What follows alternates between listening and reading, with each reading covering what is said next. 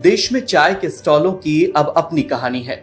ये स्टॉल और इसके पीछे मुस्कुराती हुई लड़की बहुत कुछ कहती है।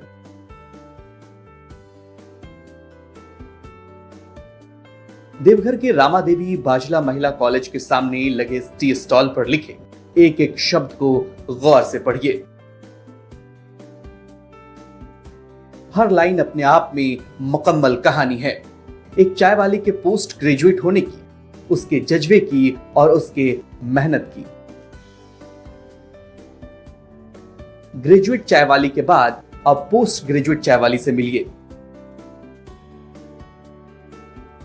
मिट्टी के बर्तन में चाय उबालती और लोगों को सर्व करती ये राधा हैं।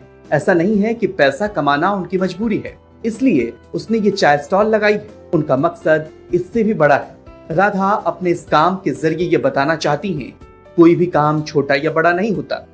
ना ही पढ़ाई लिखाई कर लेने से काम के चुनाव पर कोई फर्क पड़ना चाहिए।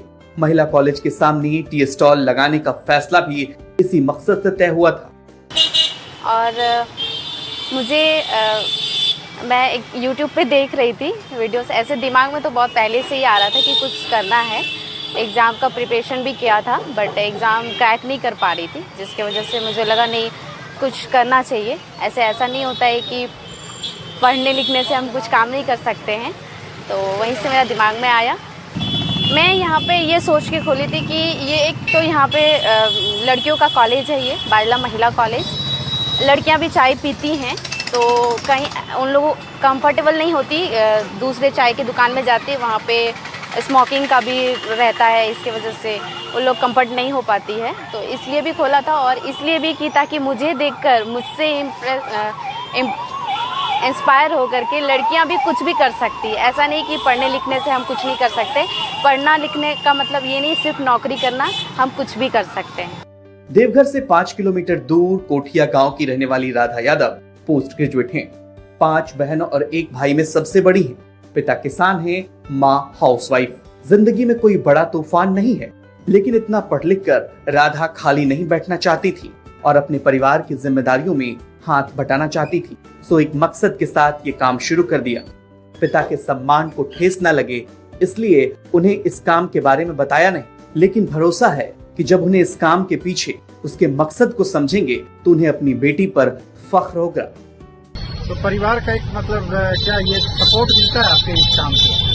अभी पापा को पता नहीं है, ठीक है। बाकी मम्मी लोग को सपोर्ट कर रही है, मेरी बहन भी मुझे सपोर्ट कर रही है कि हाँ ठीक है करो, कोई बात नहीं है।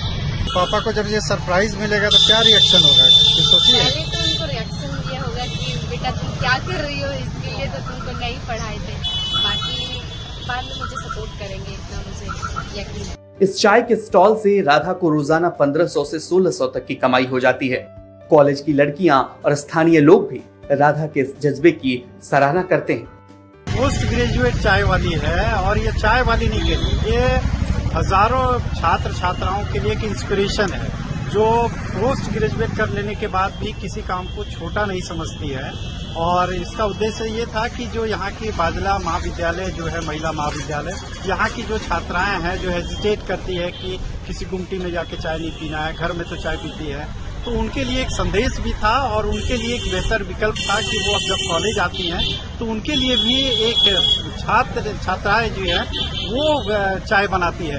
तो ये लोगों के लिए इंस्पिरेशन है और लोगों को सपोर्ट भी करना चाहिए कि एक बच्ची जिसने 4-5 साल नौकरी की और उसको अपने पैर पर खड़े रहने के लिए कोई काम छोटा बड़ा ना होता है, ये इंस्पिरेशन देने के लिए ये बेहतर विकल्प तैयार की है और ये काफी सराहनीय है। लोगों को सपोर्ट भी करना चाहिए।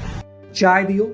देवघर में स्थानीय भाषा में लोग चाय ऐसे ही मांगते हैं। सो इन्होंने लोगों को अपनेपन का एहसास कराने के लिए वहाँ की बोली का उपयोग किया।